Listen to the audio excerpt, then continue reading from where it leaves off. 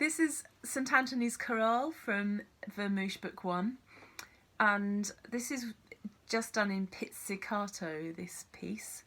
So it means you pluck with your first finger on the right hand. Now, it's the first one in this book when they introduce notation. So if you have a little look, goodness knows if that you can actually see that's probably the wrong way round. But if you have a double check at the front of your book, there's a whole sheet about how you find the notes on your violin. So just make sure you know where your notes are. So the first note you've got is D, which sits on the bottom of the 5 lines. And the 5 lines, that's called the stave.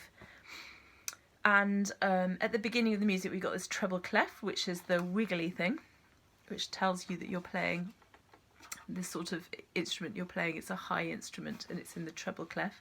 If you were playing a cello or a low instrument, it would be in the bass clef. And the piano uses, the right hand usually is the treble clef and the left hand the bass clef. And there are other clefs that you come across in music. There's also got a little time signature which says 4/4, and that means there are 4 crotchets in each bar. So the top number is how many crotchets there are in the bar, or how many beats there are really, and the bottom number tells you if you're counting in crotchets or minims or all these other notes that you don't have to worry about too much about the moment. But this one is in 4/4, so it means it's got 4 crotchets. The 4 underneath tells you that you're counting in crotchets. And the crotchets are the filled-in notes with the tail. So there's a lot of theory I've just packed in 1 minute there.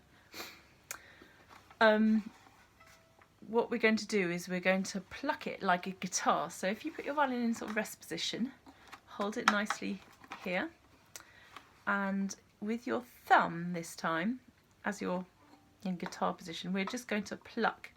And make sure when we're plucking that we pluck away from the violin over the black bit, which is the fingerboard.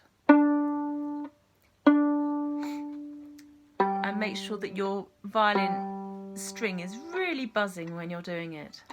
So I'll just play you the first line so you get the idea of the timing. You count in 1, 2, off we go. D, sh, D, sh, G, sh, D, sh, A, sh, D, sh, G. So it carries on like that. So you could practice in your guitar position and make sure you're really, really sure about which notes are which on your string instrument. Then we can put our violins up on your shoulder. And this time we are going to point with our first finger. We're also going to use our thumb though. So your thumb is going to fly onto the edge of your fingerboard. And with your first finger, you're going to pluck. And you're going to make sure it's a really ringing sound. One thing you can do is just count to see how long you can make it ring for. So that was about 5 counts until it died out.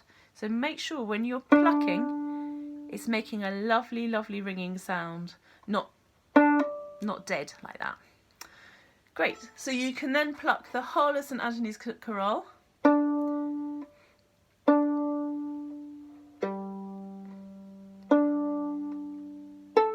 Using your first finger with your violin up nicely like this.